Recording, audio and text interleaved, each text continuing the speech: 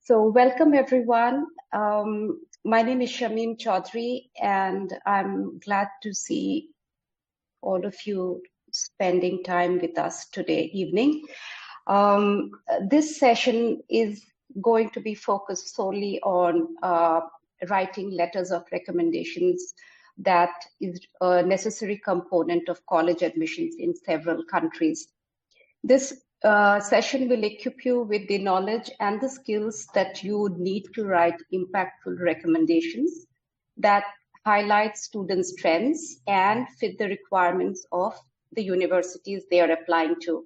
So today we have invited the Red Pen to deliver this session. Red Pen is a leading independent education consultancy that helps applicants navigate the higher education admissions process. We hope that the session will help you to support your students effectively and better. We have with us Shikha Dhar, Associate Director, Institutional Support at the Red Pen. Shikha is proficient at helping students build their profiles and identifying the best fit colleges for them. She comes with a very rich background, and she has mentored over 300 student applications till date and reviewed over 1,000 volumes of essays. So I'm going to hand over to Shikha, but before that, I just want you to know that keep the chat in general, but do not post your questions in the chat. There is a Q&A box, and we would appreciate if you post your questions there. It will help us identify your questions and not get lost in the chat. Feel free to use emojis, and at the end, we will have a Q&A session. So if you want, you can save your questions for the last. So over to you, Shikha. Thank you, Shamim. Welcome, everybody, and thank you for joining us in this session. We're going to be talking about letters of recommendation. And all of you obviously will be or must have been written letters before, and obviously will continue to do so in the future. But this is just some takeaway, some extra takeaway, and I'm hoping that you get some great inspiration from what we are talking today. Thank you. All right, so this is the same slide which Arnav had shared even earlier yesterday, but I'll still walk you through it.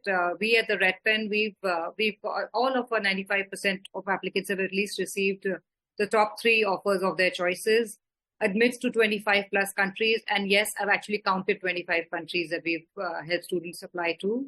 $65 million plus in scholarships and 80 plus unique majors our students have applied in the past. So we do have 70% of all of us who've written letters of recommendation and 31% who've not. But I'm hoping all of us have some takeaway from this session. Thank you for the poll. Why are letters of recommendations important? So colleges want to know about a student what they can't learn from a transcript. It is a validation for their resume and both academic and extracurricular experiences. Admissions officers need to be able to make a case for individual students. They have a committee. At most colleges, they have a committee. They can be 1 or 2 readers, or they can be a whole round table of committee members who are looking at these, each student's essays and applications. If I was an admissions officer, for me personally, I would say I would like to get to know the person behind the stack of papers and the numbers that, the GPA that student has. The personality will come across maybe a little bit more through a third person viewpoint, which is, of course, the letter of recommendation written by the counselor and or the teachers. And that way, if I was in the committee, then I can at least back for the student. Like every one of us is reading the application with the LORs in mind. And then we have a different perspective of what we are looking at as a student. Things to keep in mind when you're looking at, when you're writing letters of recommendation. Usually we've seen in the past, it's a mixture of the student's resume and or the application and the LORs, a lot of adjectives to complete the sentences. We don't want a rehash of the resume. So we literally want a little bit more of the anecdote, which is, it is more helpful, but less common. Again, even when the students are writing the essays, as Arnav said yesterday, it is show, don't tell. Likewise, even for the letters of recommendation, it is the letter telling us or showing us? We want to literally be able to read a bit more of the narrative of what the student has done beyond the resume. This is something like I call the STAR framework. So the S in the star is the situation. Briefly explain the context, the task, what was the student's role or goal within that situation, the action, what did the student do to achieve it, and then the result, what was the outcome. Here's an example. In a group science project, Aryan took charge of the research, gathering data from various sources, and which helped the team achieve the highest grade possible. The goal of the star is, so at least we are addressing each situation. So instead of just writing, Aryan was in a group science project and they got great results. We just gave a little bit more to it, and that is going to be the narrative of each sentence, perhaps, which the admissions officers do like to read. Here's another framework called the CAR framework. We talk about the challenge, the action the student took, and the result. Here's an example. When the school's robotic team faced a last-minute software issue, which was the challenge, Sarah took the initiative to troubleshoot and reprogram the system in a few hours, the action that she took, leading the team to secure second place in the regional competition, the overall result. If we had to write the sentence very briefly, we could have literally written, Sarah took part in the school robotics team and she did a great job. But then this gives a little bit more context to what the student's actually gone through and again, gives a little bit more personality to the student. Here's a brief. I've taken just a couple of paragraphs from a very, very long letter of recommendation. I've tried to explain what the star and the car situation and how to use it. I would give all of you a minute to read this and then we'll talk about it. If anybody else has found, if has a question, can leave it in the Q&A. So I hope everyone's read this.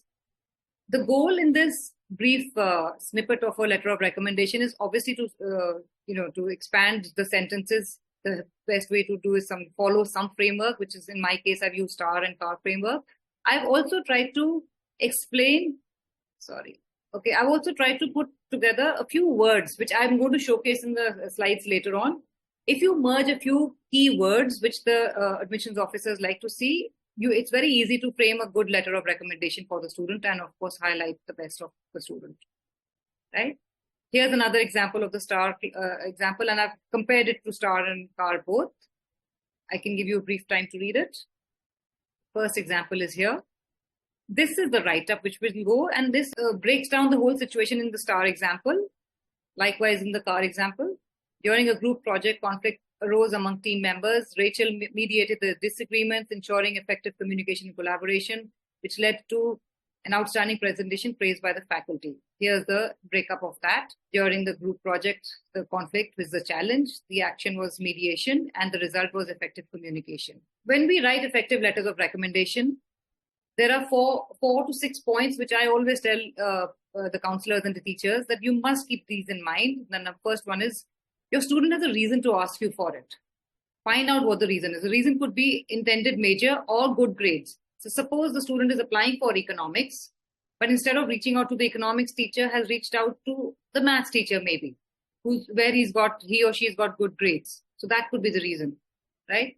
Again, for the counselors, it's always okay to say no, because this usually comes in the peak time, when you're applying to whether Indian applications or overseas applications. All of this comes, whether it's holidays or exam time or break holiday time or something always comes up. It's okay to tell the students if you're traveling, or either you're unwell or you are otherwise busy, but let the student know well in advance. So in case you will be traveling, or unfortunately, if you do get unwell, the student should know what's happening. So if not you, then some other teacher or counselor could write the letter of recommendation in your behalf. Ideally, I as a counselor, I like to keep my templates ready well before the student asks for it. So if a student is asking for, I write as a counselor a letter of recommendation, the month of August starts and I get my templates ready. So that's how I like to keep my work orderly. You need to tell a story that only you, the one who's writing, the referee who's writing, can tell. Like witnessing the student's growth, either you've observed quiet leadership or anything else which only you may have observed in some other perspective, which the other teachers or the counselor may not know about. Anecdotes always shine. I've given an example here. Instead of writing Emily is highly motivated, the key words highly motivated are obviously a great example, great paraphrase to write when you're writing a letter of recommendation.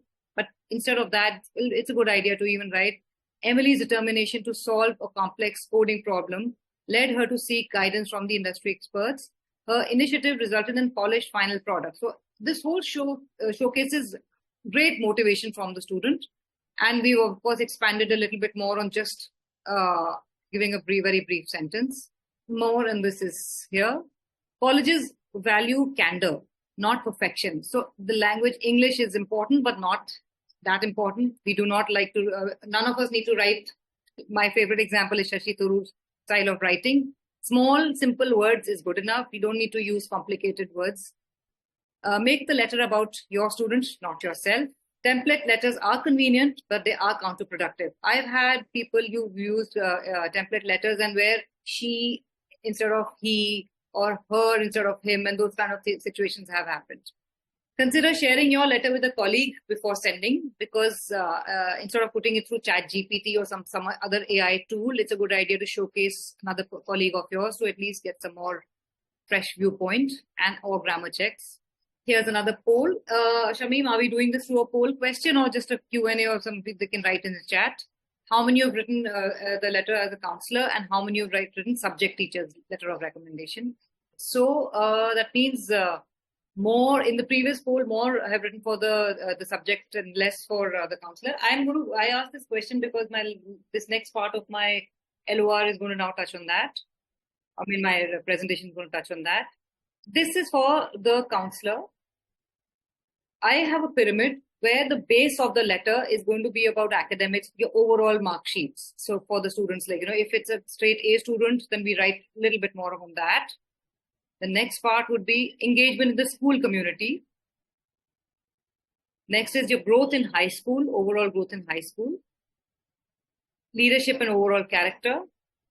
And the last part of the LOR I would like to highlight is the resilience. So any personal challenges the students may or may not have faced. So when a counselor is talking about a student in the letter of recommendation, the base is always academics, and of course a little bit of extracurricular activities, which is showcased in these three parts, and which is your engagement in school community, growth in high school, your overall leadership, and of course any challenges you may have had. Challenges could be illness or family issues or even grades dipping or something like that. The next slide is going to be for the teachers, similar slide. We showcase the academics, but in the class, we showcase academic achievement within the class, within the section or within the subject that the student is studying. Engagement in the class, growth in the subject. Growth can be in semester-wise term exams or, from grade 11 to grade 12. How the student has, got lower, maybe perhaps lower grades in one test and improved highly in the next set of tests. Leadership in the class. Leadership in the class here can be depicted in, suppose there's the teacher needs some sort of assistant teacher, not that it really is a system in the school, but anything, whether it's a group project or some sort of any help that the teacher requires in within that subject context, then that showcases leadership. It's not the overall personality or like a head girl, school girl kind of a thing, but a school in charge, but something within the subject, ideally. And resilience, again, academic challenges. Suppose the student was unwell and the grades have dipped, but the student got it higher up. So it's the same topics, but in a different viewpoint. Like I always advise a teacher letter of recommendation not to include questions or statements on an extracurricular activity which has got nothing to do with the subject. You can do an extracurricular activity outside of this. Suppose the student is in some math club or debate club or something else. But if you can showcase that the students taken part in, within other subjects, and I believe that, his subject overall grades have also improved because he's very active in that so-and-so club, then that way you can put it. Otherwise, ideally, the counselor can showcase that the student is really active in different clubs, etc. My next section is how to collect the student information. The first and easiest is if the school has a questionnaire or a brag sheet. The word brag sheet literally means what the student wants to talk about. The next style is have a one-on-one conversation with them about the activities. If your 12th grade, usually in the 12th class is when you start collecting all this information. If the school size or class size is small, about 15 to 20, 25 students, this is easy to collect. But if you do have, about 100 students in your 12th class, then you either have a team of counselors who are gathering information from the students, Or if the student has reached out to you and wants to talk to you directly, then of course, it's the best way to collect information. Check and verify what they're doing outside the school. We have had students who have in the brag sheet written things which may or may not be really true. So it's always a good idea to check with other teachers and or the student directly and showcase some proof, as I would call it, if the activity is validated or not. Recheck the student's progress in your subject. The counselor in this case will obviously recheck the student progress through a predicted grade and gather information from all the teachers. And the last, I would say, note down any interesting conversation you've had with the students, because sometimes, you meet in the corridor, or sometimes there's some conversation happening within a class, or some other teacher is talking about something. And if there's something phenomenal or, profound, it's a good idea to note it down and use it in your letter of recommendation. It will help the student for sure. This is an example of a simple brag sheet. Questionnaire. Let's put it down in usually Google form is what I like to use, but whatever the school is using, whether it's Cialco or Naviance or any other product that you might be using. But it's a good idea to collect information like this simple stuff. The name of the counselor principal, list an adjective to describe yourself as a student in the school, what extracurriculars you're doing, what extracurriculars are you involved outside of school and within the school. Do you hold any school leadership position? It can be the school council. It can also be, if it's a hostel, then some prefect system that the school may have. Have you attended any summer programs? Overall academic strength? Any educational interruptions? Shifting from 9th, 10th to 11th, 12th and two different school systems, from an Indian board or some international board, shifting to an A-level board, to some interruption through that, basically because, first of all, shifting schools is anyway quite a daunting challenge for students. And sometimes the grades also dip when you're coming to a brand new school, trying to adapt and adjust out there. And even to a brand new curriculum, the grades dip. And it's a good idea for teachers as well as counselors to showcase that. It was a little, for the student, it was a little difficult to adjust in the first few weeks, but then the student has caught up very well. So it's a good idea to showcase why the dip has been there in the grades. Explain a particular moment or experience that challenged you in the school and how did you overcome it? Any adverse circumstances? And is there anything else that you would like your counselor to include? I always tell students, in fact, you as counselors and teachers can always tell your students also, write everything in third person. If you write I, so sometimes, we have counselors, take that material and put it in the thing. So sometimes the grammar might be a little bit more of a challenge for the LORs, especially if you are a counselor writing hundreds of letters of recommendation. If you have a third person, so even the gender is easier to copy paste and frame your own sentence beyond that. And of course, it's just easier to get the whole process started also. Similar for the teachers, name of teacher, subject, intended major, how long have you known him or her, any interaction with the teacher outside of classroom, what is the rank. This question 4 literally means if the teacher is an economics teacher, but also heading some club outside of the class. And in that club, there could be students from the rest of the high school also, 9th, 10th, 11th, 12th. So I have known the student since he joined the economics club while he was in 9th grade, something like that. I personally don't like to use any ranking out here, but there are schools which use, if the student is like the highest achiever in your class, it's a good idea to write that in the class, in the letter of recommendation, the ranking of within the teacher's class. Do you participate in class and ask questions? This is I've given an example for the student to kind of just expand that sentence. What individual group classroom projects have you done with this teacher? Have you submitted an excellent piece of work which has impressed your teacher? Again, I've given an example to kind of showcase. So because this is very, students might get, flummoxed by what this question means. So I've given an example to kind of proceed with this statement. What skills have you developed in the class? Give me 3 to 5 words to describe you. What are your future plans? If you would like, you can also ask a question like, how do your friends and family, your closest friends and family describe you? That's a good idea to include that bit also in the letter of recommendation. All right. Some do's and don'ts. Always ideally use a customized letter on your school, in the letterhead. Use your school email address. We've had many incidents where people are writing like shikhadhar@gmail.com. Not a great idea. It's always shikhadhar at whichever school.com or .in. Always try and use those kind of email addresses. Explain your educational relationship with the student.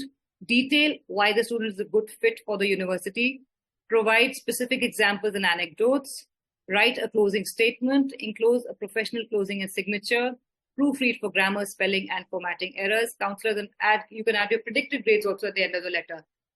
This is something which we were in one of the sessions with some admissions officers from US, and they said, we are looking at the mark sheet and the transcript which is there as part of your common app.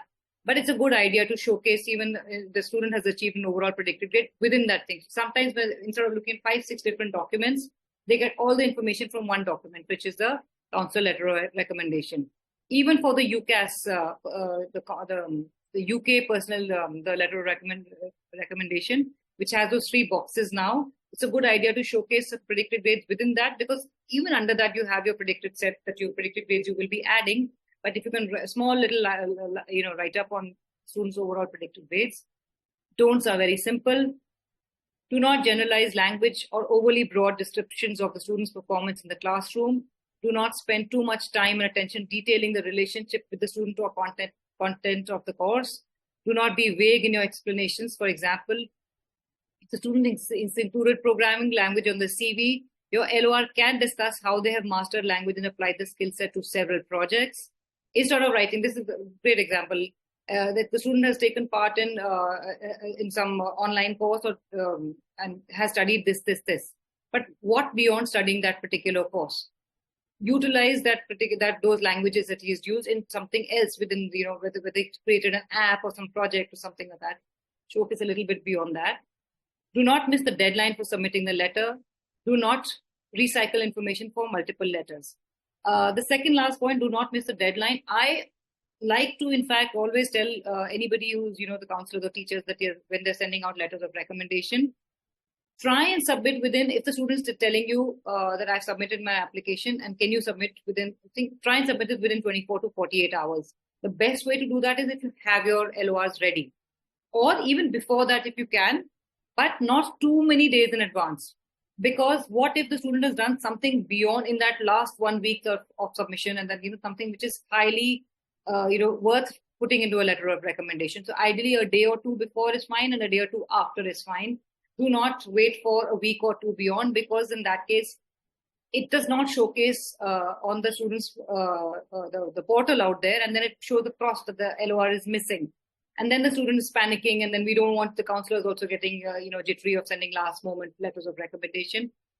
And the last point here says, do not recycle information, simple stuff, because it's when you're writing hundreds of letters of recommendation and you need to finish it within a week or 2 or a month or something like that, we do have a tendency to make it easier for us, kind of copy paste information from one to another, but don't do that, please. Who to address? Be very careful about mentioning the university names in the LOR. We've had situations where the student, when on the Common App, for example, which is the US most common portal, my student is applying to so-and-so university. And the same LOR is going to be visible to all others on the list. So don't mention anything. For US and UK, do make it absolutely generic. The student is applying for so-and-so particular course. Now, if the student is applying for liberal arts, you can say liberal arts, but he or she is keen on psychology or sociology, and I've seen that the student has showcased interest in so many different subjects. It's okay to write that. If it's engineering on some particular subject, you can mention that, and into your esteemed university or anything like that, or you can skip that line also. Just showcase that this student is applying for so and so particular course, and I have known this capacity, and then you proceed with the letter of recommendation. For Indian colleges and for few Canadian universities, the email is received by the referee. And then, of course, you can write which particular the student is a perfect fit for, maybe Ashoka University or for University of Toronto. It's a good idea to write the name at that time. And if you don't have the bandwidth or the time, it's okay to send the generic letter of recommendation that you've kept ready for other countries also. Here's an example I've got. I'll read it out to you. To whom it may concern, I am pleased to recommend Jill Shaw, who has been a student in my math class for the past 3 years. During that time, I have come to know the student as a strong student and a role model for her peers. Jill is a rare type of student who combines exceptional natural ability with a willingness and eagerness to learn. Jill is able to help her peers with the difficult mathematical concepts, but does so in a way that is both practical and non-condescending. Although she's aware of her natural ability in the area of mathematics, Jill is constantly challenging herself. She's part of the school's mathletics team, which challenges local college university students in the mathematical competitions. She's also active in the community of the school by being a member of Greenpeace and a cheerleader, and who is also playing defense on our school's soccer team. Jill would make an excellent candidate for early admissions. I recommend her without any hesitation. Should you have any questions, please feel free to reach out to me. So, decent letter, small and brief, showcases it's hitting the right buttons, but anybody has anything to point out, please feel free to put it in the chat. I can help you point out otherwise. The school, if this is a subject teacher letter, this part where it says she's taken part in Greenpeace, cheerleader and all that, showcase what in math has the student done. Like she's part of the Greenpeace. What of Greenpeace? Is she doing the finance side of it, and then she's helping, save them, keeping track of all of the fundings and finance? That's a good idea to showcase. But otherwise, it doesn't make sense that as a cheerleader. If she can even say that she was a cheerleader and she did a little bit of some research to showcase the pyramid, which is the most healthy or most safe or something like that, then showcase that in the math. Otherwise, it's not really relevant here. This is all basically for the counselor to write in their letters of recommendation. Here's another example. Some of you might find it brilliant. Some of you might find it a little not so strong. But in the past, something like this is decent LOR and just the right size also. We don't want an LOR being more than one A4 size paper. I've actually written my longest LOR has been just short of 2 pages. But for that student, she was my student who was a junior equestrian champion for her country. This was for a Venezuelan student. And for that, I had to showcase a lot as a counselor. So that letter of recommendation really was the longest for me. Otherwise, 1 pager is good enough. This question, I don't think we have a poll for it, but the most important qualities that we look for in a student application, I am going to showcase. The reason why I'm asking you this, because I have a bunch of things which I do like to point out in the letter of recommendation and which the University Admissions Council do like to. They want those points to be pinpointed. So I'll go to the next section, which was the qualities are these kind of qualities, the phrases which we like to use. So what I showcased earlier, the STAR and the STAR framework, if you use intersperse these kind of sentences, which is simple but yet strong points which the admissions team is actually looking for. Exceptional academic talent. In leadership, strong sense of initiative and entrepreneurship. In creativity, effective writer or presenter. Any of these, like you could pick and choose whatever thing. You don't have to if this is not your style of writing. But AOs have said that, we like to pick up words like this, right? Character, I'm just reading out one line from each one. You can take a screenshot of this if anybody wants to do, please. Character, high integrity and ethical standards to showcase personal, passionate and driven individual. Any others you can write about proficient in multiple languages. So stuff like that, if you incorporate that in your letter of recommendation, automatically your LOR will be read with more enthusiasm, I'm hoping, by the AOs and the admissions committee. Here's another one. Initiative, collaboration, adaptability, impact, growth, and unique qualities.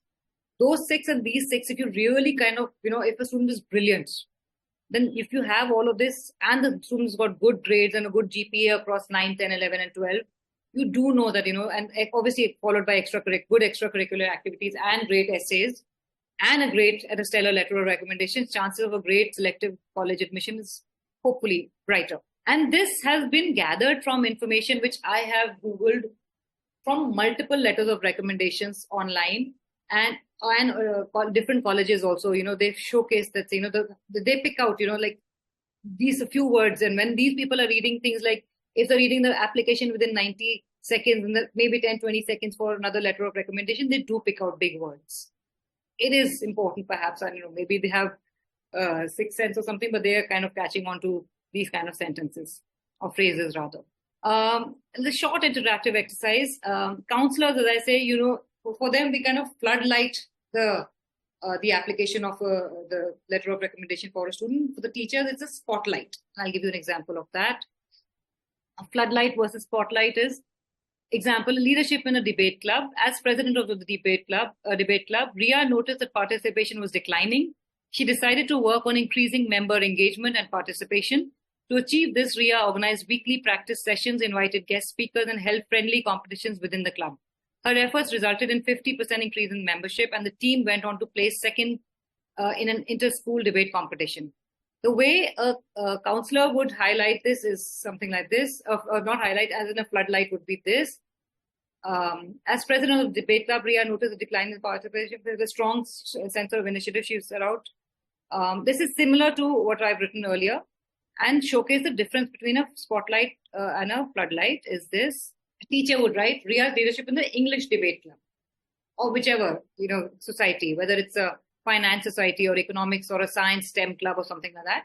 Basically, the difference between what a counselor would write, as I said, floodlight and spotlight, because they don't want both the LORs looking similar, right? So it's a good idea to have different styles of writing. And if you are one person, you also writing the counselor letter of recommendation, and also you teach one or two whatever subjects in the school, that the students may reach out to you for both. We've had that in the past, many same person writing two different LORs. But then this is the way you would differentiate. This is the kind of some sort of a differentiation you can showcase. Okay, now I will be winding up my thing. We have a blog out here. How to, I think, Shamim, if you could share the presentation with the team whoever's attended, you can get access to this. This is a letter of continued interest. If you all can see my screen shifting. This blog, which the red pen has written, you will get the links. I think Shamim may send you later on. This is for students who've been deferred or waitlisted. Usually, the admissions team does require a letter of continued interest, or LOCI, as we like to call it, from the student as well as the school authorities. So again, that's something extra the student may have done. Usually, the students do not have anything that they might showcase, in 1 month of waitlisting or deferment or something like that. But you as an admissions a counselor or a teacher, if you can pinpoint something, that will be helpful. It has worked in the past, and students have moved to either from waitlist to a direct admit or from a deferred to a admit also. So this link should come to you. Where's my presentation gone? And there's another set of blog write-ups I have. Why I've given these and not other, say, letters of recommendations, don't leave them for the last. This is very, very big, because as I said, it's a great blog, and we have 4 different blogs out here. Shamim, would you like me to open each blog, or will you share it with them? I can just talk. Yeah, please talk through it, and I will just request everybody to check on your website. I've posted one link, and through that you can actually browse on to the related blog post on the Red Pen website. So Shikha, just continue talking. So one of our blogs literally is on don't leave them for the last. As I said earlier, when the student is literally writing, early, suppose it's for US colleges and the deadline is November 1st, we don't want to be writing the letter of recommendation the last week of October, because that way we are also writing them, as humans, we may make mistakes, or we may not incorporate stuff which the student really wants to write. So as soon as grade 12 starts, ideally get the brag sheet over and out, tell the students to, if there's any different things they want to address, reach out to you as soon as possible. Ideally, a counselor should get the letters of recommendation ready by August 10 or September. And for UK colleges, especially the Oxbridge and the medicine and the vet medicine, those kind of deadlines, which is mid-October, get it over and done by first week of October. Do not leave anything to the last. That's one of the blogs. And we've written also how to kind of for the teachers, because the teachers also have a lot of work, because they are setting up papers and tests and checking reports and all of that in the first 2-3 months of grade 12. But then we've got the concept of showcasing how you can kind of put it on your calendar and your to-do list, and how to kind of work it through. Ace your US college application inside the tips on school profiles, letter of recommendation, and transcript. I will briefly open this link. The school profile, as usual, goes from the school end, the counselor end, and the letters of recommendation are here. It's basically the same points that we got in our presentation out here: nature of association, duration of association, evidence or anecdotes, your potential. LOS, you should mention those test grades and grades only if they're imperative and they have some context. So if the student has gone and taken part in some athletics or maths competition outside, then you can showcase it. There were 10,000 students who took part in this, and the student came 100th out of the 10,000. That's a great percentile also. So you can put those kind of things out here. So I like to put, that's why I've included this blog here. School nominated scholarships in the US and Canada have slightly different letters of recommendation. So you're anyway sending out your LORs through the Common App or through the Coalition portal. But if you're nominating a student for a scholarship, then there might be an additional letter of recommendation for it. It's okay to repurpose the same one, but if there's anything else, then you can write it, especially if you're nominating for the one particular university, you can add that name of the university. So that way, that is the only differentiation. You'll have the same material, but just the name of the college will be an add-on. And understanding burnout, this I really like to keep, because everybody goes through burnouts, whether it's the students, whether it's the teachers and the counselors. How to beat it? Basically, we don't want you to keep all your 50 or 20 or hundreds of letters of recommendation at a moment. We don't want you to kind of even, regurgitate all kind of information from one student to another. Take the brag sheet from the student, copy paste the information onto a template, try and incorporate as many, if you would like, to the STAR and CAR frameworks I've had it out here, just to kind of say that you've added all parts of it, and it's just not one simple sentence, that you kind of added more to the narrative. And of course, a few adjectives if you would like to add from the screen I'd given you earlier. Your LOR will be, if you kind of, it'll build very, very fast. It is a demanding profession because, as I said, we are not only the counselors are not only talking about college lists and writing letters of recommendation, then they're also kind of, when we are talking about which student should go in round 1 for one particular college, or which student should go in round ED, and then you're also talking predicted grades. There's a lot happening at the back end. So, as I always tell students also, when you're reaching out to your counselor or your teachers, it's not you're requesting them, it's a favor that you're asking them. So this is, I also tell students that there's a lot that the students, that your counselors are doing at the back end. This is what we are. As I said, it's a demanding challenge. It's up to you how you want to kind of deal with it.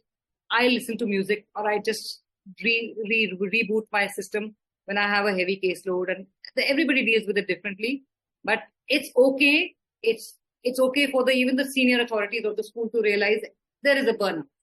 Go with the flow. Help your teachers also to, if you can help them in any which way. If it's a science teacher or a maths teacher or a Hindi teacher writing a letter of recommendation in English, maybe they need some extra help in English writing and all that. But the point being, every LOR should not then reach the English teacher, because they may or may not have usually do have the best, skills in writing in English LOR. But then that teacher will get a burnout.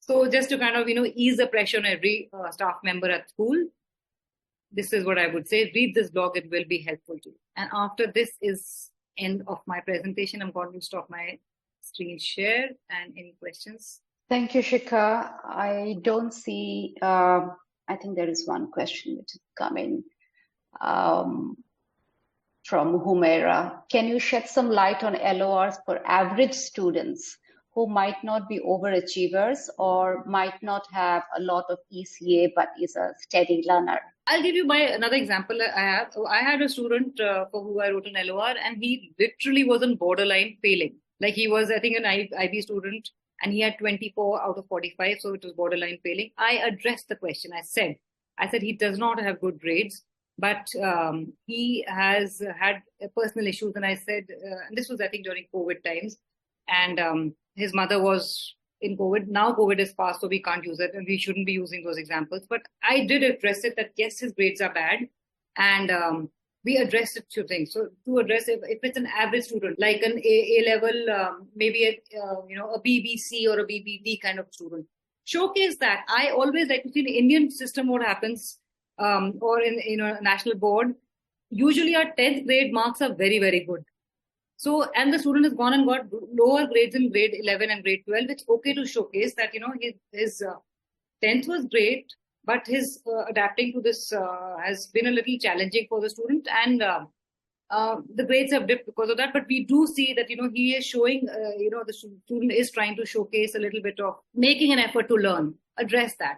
But every one of us does get one or two odd students who literally are rogue students, so to say. Sorry to use that, pardon the language, but the ones who just don't study and don't have the grades, and we do have to write a letter of recommendation.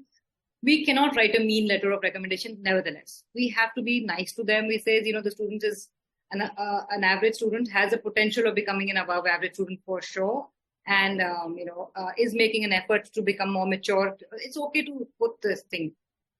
Do not take out personal differences for the student on any letter of recommendation. We all have sometimes some, whether we like it or not, some favorite students or not. Just be as impartial as you can. It's just a good deed that you will do for that student and for the school, of course. I hope that answers that question. And Humaira has a second question.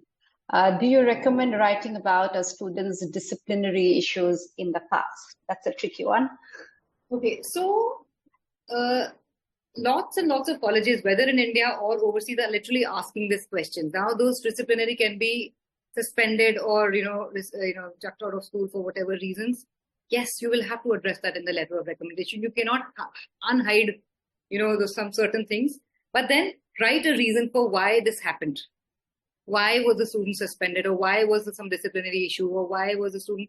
If the student is a bully, which we do have all kinds of students at school, usually bullying is not tolerated at any school. But if you have a situation where the student is just a little bit, needs a little bit of extra disciplining, it's okay to write that. There have been some moments and, the student has been disciplined, but he or she has made an effort to really improve themselves. And we now really vouch and validate this student for sure. So I know it's tricky, but then it's okay to kind of, sugarcoat a few things here and there. We cannot literally say that, the student is bad, don't take him. We can't say him or her. We can't do that. Okay, we don't see any more questions, though we are quite good on time. Any last minute questions from anybody? Well, I would request everybody to use the feedback form. I have posted the link in the chat, and there is also a QR code that you can scan. We will appreciate your genuine feedback. Please suggest for future what would you like us to bring to you so that you can support your students better. Shikha has been wonderful. In fact, I learned a lot today as well, Shikha.